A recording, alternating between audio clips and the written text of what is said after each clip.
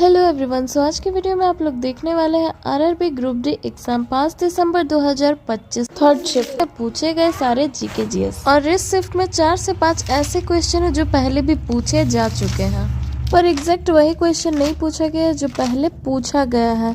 Topic same है लेकिन question अलग पूछा गया है। सो एग्जाम में जितने क्वेश्चन पूछे जा रहे हैं उनको तो पढ़िए ही, इसके साथ ही इन्हीं क्वेश्चन के टॉपिक से रिलेटेड सारी चीजें भी पढ़ लें। और करंट अफेयर की बात करें तो सारा जो करंट अफेयर पूछा जा रहा है 2025 का पूछा जा रहा है। सो फर्स्ट क्वेश्चन पूछा गया है, इंडिया ओपन 2025 का विजेता कौन है? तो इंडिया ओपन 2025 का विजेता है विक्टर एक्सेलेसन, जो कि डेनमार्क के रहने वाले हैं।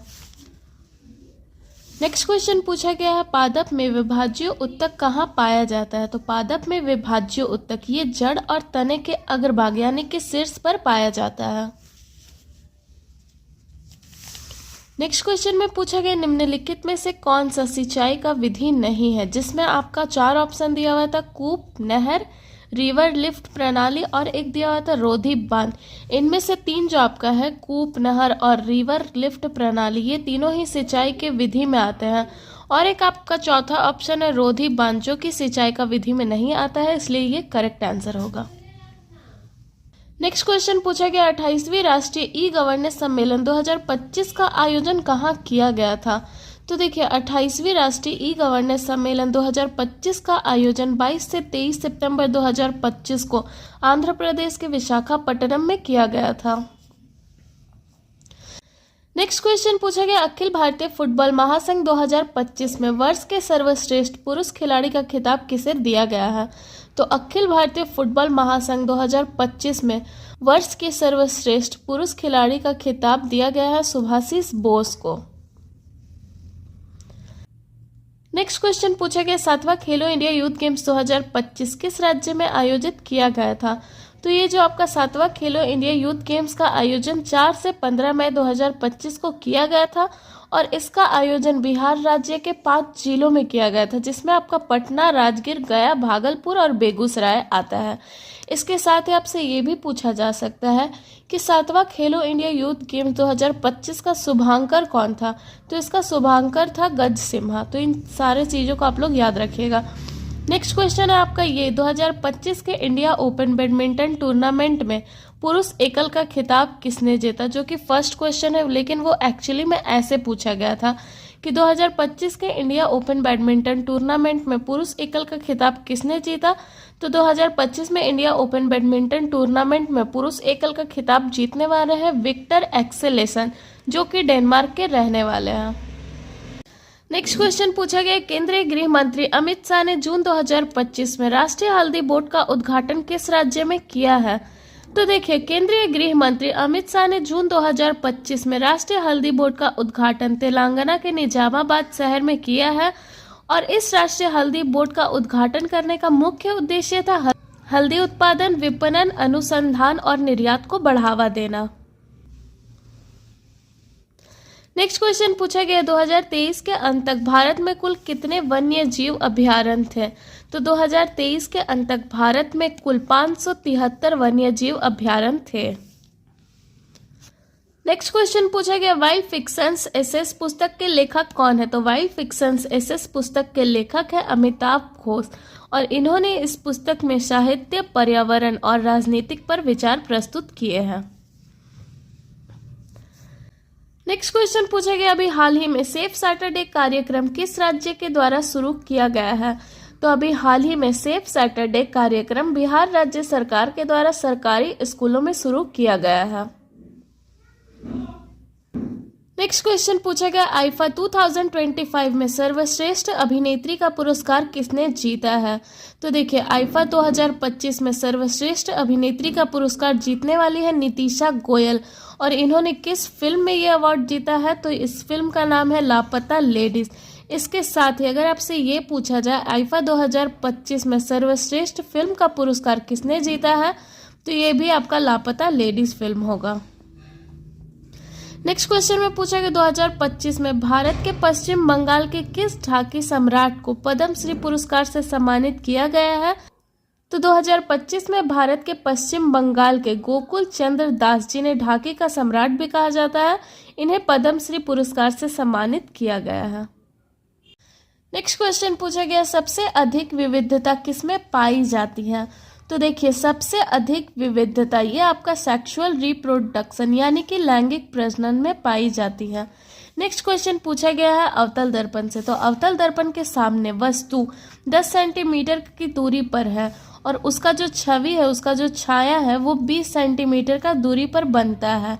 तो दर्पण का फोकस दूरी क्या होगा? तो देखिए, दर्पण का फोकस दूरी निकालने का फॉर्मूला होता है 1/f is equal to 1/v plus 1/u। ये जो f है आपका ये फोकस है, ये जो v है आपका ये उसका छवि है, जो प्रतिबिंब बना है वस्तु का वो है, और ये जो u है आपका ये वस्तु है यानी कि ऑब्जेक्ट है। तो इसे इसके फॉर्मूला के अनुसार बैठाना, 1/f इज इक्वल टू 1/-20। क्योंकि ये अवतल दर्पण है तो इसका जो भी वैल्यू होगा ये नेगेटिव में होगा, अगर उत्तल दर्पण होता तो वो पॉजिटिव में होता। तो -20 प्लस 1/-10, इसे सॉल्व करने पर आ जाएगा -3/20। अब 1/f is equal to -3/20 is equal to, ये 20 आपका इधर इंटू हो जाएगा और ये इधर हो जाएगा, तो ये आपका हो गया 20/-3, और इसे इस 3 से इस 20 को डिवाइड देने पे आ जाएगा 6.67 सेंटीमीटर, जो कि आंसर होगा और दर्पण का फोकस दूरी होगा। नेक्स्ट क्वेश्चन पूछा गया, यदि बिंदु ए और बी के बीच की दूरी 50 सेंटीमीटर है और ए से बी जाकर वापस ए आने में कुल 10 सेकंड लगता है, तो औसत वेग क्या होगा? तो यहाँ पे आपका औसत वेग यानी कि एवरेज वेलोसिटी निकालने का फॉर्मूला होता है average velocity is equal to total displacement by total time. तो यहाँ पे डिस्प्लेसमेंट यानी कि विस्थापन जो ये तो आपका 0 है, क्योंकि ये ए से बी जाकर ए वापस आ जाता है, तो ये तो आपका टोटल डिस्प्लेसमेंट है वो 0 है, और यहाँ पे टोटल टाइम आपका दिया हुआ है 10 सेकंड, जो आने वाला कुल समय है ये 10 सेकंड है। तो यहाँ पे आपका total displacement by total time आ गया 0/10, और ये आपका इक्वल टू करने पे 0 सेंटीमीटर पर सेकंड आपका औसत वेग होगा, यानी कि एवरेज वेलोसिटी, जो कि आंसर होगा। नेक्स्ट क्वेश्चन पूछा गया है, जब HCl हाइड्रोक्लोरिक अम्ल की अभिक्रिया सोडियम हाइड्रोजन कार्बोनेट से होती है तो मुख्य रूप से कौन सी गैस निकलती है?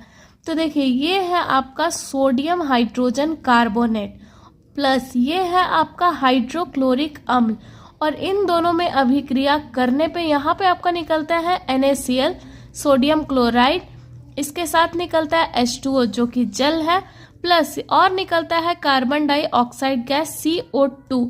तो यहाँ पे आपका 3 चीज निकल रहा है, तो NaCl सोडियम क्लोराइड जल, और यहाँ पे निकल रहा है कार्बन डाइऑक्साइड, और यहाँ पे पूछा क्या गया है तो इनमें मुख्य रूप से कौन सी गैस निकलती है? तो यहाँ पे आंसर होगा आपका कार्बन डाइऑक्साइड यानी कि CO2। नेक्स्ट क्वेश्चन पूछा गया, यदि किसी विद्युत उपकरण का वोल्टेज 220 वोल्ट है और पावर यानी कि शक्ति 110 वाट है, तो उसमें बहने वाली धारा कितनी होगी यानी कि एम्पियर कितना होगा? तो इसको निकालने का आपका फॉर्मूला है P is equal to V into I, जिसमें P पावर है, V वोल्ट है, I है आपका धारा यानी कि एम्पियर। ठीक है, तो यहाँ पे आपका P और V दिया हुआ है, I निकालना है, तो I is equal to P/V हो जाएगा। पावर आपका 110 है, V वोल्ट दिया हुआ है 220, इसे डिवाइड करने पे आपका 0.5 I धारा आंसर होगा, एम्पियर। नेक्स्ट क्वेश्चन में पूछा गया, गैस से द्रव और द्रव से ठोस में रूपांतरण को क्या कहा जाता है? तो देखिए, गैस से द्रव में बदलना और द्रव से ठोस में यानी कि पानी से बर्फ में रूपांतरण को क्या कहा जाता है? तो यहाँ पे आपका गैस से द्रव में बदलना को संघनन और द्रव से ठोस में रूपांतरण को यानी कि द्रव से ठोस में बदलना को जमना कहा जाता है। अगर पानी बर्फ में जमता है यानी कि ठोस बन जाता है तो उसे जमना बोलेंगे, और इंग्लिश में इसे कंडेंसेशन और फ्रीजिंग कहेंगे। नेक्स्ट क्वेश्चन पूछा गया है, मधुमक्खी शहद का उत्पादन करती है इसीलिए मधुमक्खी एक डैश है। तो मधुमक्खी शहद का उत्पादन करती है इसीलिए मधुमक्खी एक प्राथमिक उपभोक्ता यानी कि प्राइमरी कंज्यूमर है। नेक्स्ट क्वेश्चन में पूछा है, निम्नलिखित में से कौन सा लड़कियों में यौन परिपक्वता का लक्षण नहीं है? तो ये पूछा गया था कि कौन सा लक्षण नहीं है। तो ये जो आवाज़ का फटना है ये लड़कियों में यौन परिपक्वता का लक्षण नहीं है, क्योंकि ये लड़कों में यौन परिपक्वता का लक्षण है। तो इसे आप लोग याद रखिएगा। नेक्स्ट क्वेश्चन पूछा गया, आमाशय की भित्ति में उपस्थित जठर ग्रंथियां निम्नलिखित में से किसका स्राव नहीं करती है? जो कि आपका ऑप्शन में ये 4 दिया हुआ था, पेप्सिन, श्लेष्मा, हाइड्रोक्लोरिक अम्ल और एक दिया हुआ था लार।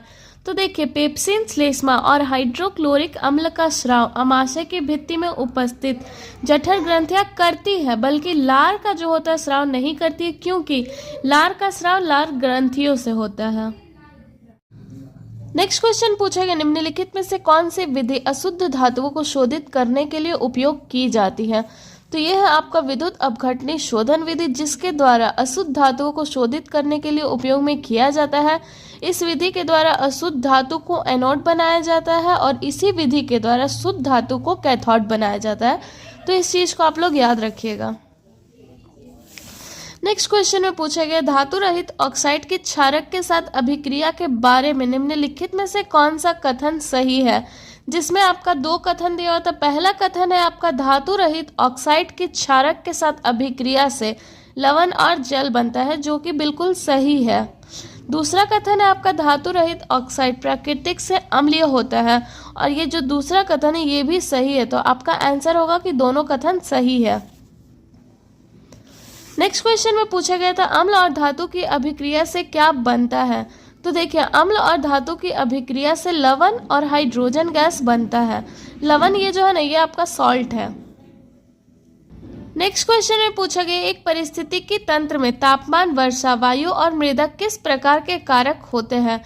तो देखिए एक परिस्थितिकी तंत्र में तापमान, वर्षा, वायु और मृदा अजैविक कारक होते हैं, यानी कि एबायोटिक फैक्टर होते हैं। ये जीवों के जीवन, वृद्धि व विवरण को प्रभावित करते हैं।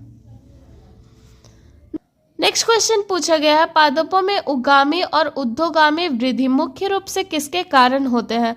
तो देखिए पादपों में उगामी और ऊर्ध्वगामी वृद्धि मुख्य रूप से गुरुत्वानुवर्तन यानी कि ग्रेविट्रोप्रिज्म के कारण होता है। नेक्स्ट क्वेश्चन में पूछा गया, लेंस का सूत्र क्या है? तो देखिए लेंस का सूत्र है 1/f = 1/v - 1/u, जिसमें f ये आपका फोकस दूरी है, v है आपका इमेज का प्रतिबिंब यानी कि इमेज का जो छाया होता है ना किसी वस्तु का छाया वो, और ये जो आपका u है ये वस्तु है यानी कि ऑब्जेक्ट है। नेक्स्ट क्वेश्चन पूछा गया, प्रोटीन पाचक एंजाइम पेप्सिन का स्राव कहाँ से होता है? तो प्रोटीन पाचक एंजाइम पेप्सिन का स्राव आमाशय यानी कि स्टमक से होता है। नेक्स्ट क्वेश्चन में पूछा गया, अप्रैल 2025 में किस देश ने बड़े रेत और धूल के तूफान आए जिनके कारण विमान यात्राएं प्रभावित हुई और कई उड़ानें रद्द करनी पड़ी? तो ये आपका अप्रैल 2025 में इराक में हुआ था कि वहां बड़े रेत और बड़े धूल के तूफान आए थे, जिसके कारण से विमान यात्रा भी प्रभावित हुआ और कई विमान की यात्राओं को रद्द करना पड़ा। नेक्स्ट क्वेश्चन में पूछा गया, एक तरंग की चाल 300 मीटर पर सेकंड है तथा तरंग दैर्घ्य 75 सेंटीमीटर है, तो तरंग की आवृत्ति कितनी होगी? तो इसे सॉल्व करने के लिए सबसे पहले आपको तरंग दैर्घ्य जो 75 सेंटीमीटर दिया हुआ है इसे मीटर में बदलना होगा। मीटर में बदलने के लिए 75/100 करना होगा, तो आपका मीटर में आ जाएगा 0.75 मीटर। ठीक है, तरंग की आवृत्ति निकालने का फॉर्मूला होता है v = f लैम्डा। यहाँ पे जो v है ये है आपका तरंग की चाल, ये जो f दिया हुआ है ये है आपका, और ये जो f दिया हुआ है ये है तरंग की आवृत्ति जो कि निकालना है, और ये जो लैम्डा ये है तरंग दैर्घ्य। तो यहाँ पे आपका f निकालना है, इसलिए f = v/λ। तो ये आपका v है 300, लैम्डा है 0.75 जो कि यहाँ पे हम लोग निकाले हैं। तो यहाँ पे आपका 300 को 0.75 से डिवाइड करने पे आ जाएगा 400 हर्ट्ज, जो कि तरंग की आवृत्ति है, और ये आपका करेक्ट आंसर है। नेक्स्ट क्वेश्चन में पूछा गया है, भारत ने राफेल लड़ाकू विमान किस देश से खरीदे थे? तो देखिए भारत ने जो राफेल लड़ाकू विमान खरीदे थे ये फ्रांस की कंपनी डसॉल्ट एविएशन कंपनी से खरीदे थे। नेक्स्ट क्वेश्चन में पूछा गया, मेंडल ने अपने आनुवांशिकी प्रयोगों के लिए मटर के पौधे को ही क्यों चुना? तो देखिए मेंडल ने अपने आनुवांशिकी प्रयोगों के लिए मटर के पौधे को ही इसलिए चुना क्योंकि मटर के पौधों में स्पष्ट विपरीत गुण होता है और उनका परागण नियंत्रित किया जा सकता है। नेक्स्ट क्वेश्चन में पूछा गया है डिटर्जेंट किस प्रकार के जल में घुलता है और अच्छी तरह से कार्य करता है। तो देखिए जो डिटर्जेंट होता है ये मृदु जल और कठोर जल दोनों में ही आसानी से घुल जाता है और अच्छी तरह से कार्य करता है। नेक्स्ट क्वेश्चन में पूछा गया शुभांशु शुक्ला अंतर्राष्ट्रीय अंतरिक्ष स्टेशन ISS पर जो लोबिया के बीज ले गए थे वे किस अध्ययन से संबंधित है। तो जो शुभांशु शुक्ला अंतरिक्ष में जो लोबिया का बीज ले गए थे वो आपका माइक्रोग्रेविटी में पौधों की वृद्धि अध्ययन से संबंधित है। नेक्स्ट क्वेश्चन में पूछा गया निम्नलिखित में से कौन सा अलैंगिक जनन का उदाहरण नहीं है। तो ये है आपका वनस्पति प्रवर्धन यानी कि वनस्पति प्रजनन जिसे आप इंग्लिश में वेजिटेटिव प्रोपेगेशन भी कह सकते हैं जो कि अलैंगिक जनन का उदाहरण नहीं है। नेक्स्ट क्वेश्चन में पूछा गया एलिफेटिक कार्बन यौगिक में कौन सा बंध पाया जाता है। तो एलिफेटिक कार्बन यौगिकों में सहसंयोजक बंध पाया जाता है। नेक्स्ट क्वेश्चन पूछा गया सितंबर 2025 में देश में भुगतान प्रणालियों के कामकाज की निगरानी के लिए पेमेंट रेगुलेटरी बोर्ड नामक 6 सदस्यीय बोर्ड का गठन किस बैंक ने किया है। तो अभी सितंबर 2025 में देश में भुगतान प्रणालियों के कामकाज की निगरानी के लिए पेमेंट्स रेगुलेटरी बोर्ड नामक 6 सदस्यीय बोर्ड का गठन RBI reserve bank of India ने किया है। नेक्स्ट क्वेश्चन में पूछा गया 2025 के वर्ल्ड टेबल टेनिस चैंपियनशिप 2025 कहाँ आयोजित की गई थी। तो अभी 17 से 25 मई 2025 को वर्ल्ड टेबल टेनिस चैंपियनशिप 2025 का आयोजन दोहा कतर में किया गया था। नेक्स्ट क्वेश्चन में पूछा गया जुलाई 2025 में वाराणसी में आयोजित यूथ स्पिरिचुअल समिट का मुख्य विषय क्या था। तो जुलाई 2025 में वाराणसी में आयोजित यूथ स्पिरिचुअल समिट का मुख्य विषय था नशा मुक्त युवा फॉर विकसित भारत। इसे इंग्लिश में आप कह सकते हैं drug free youth for development India, यही था।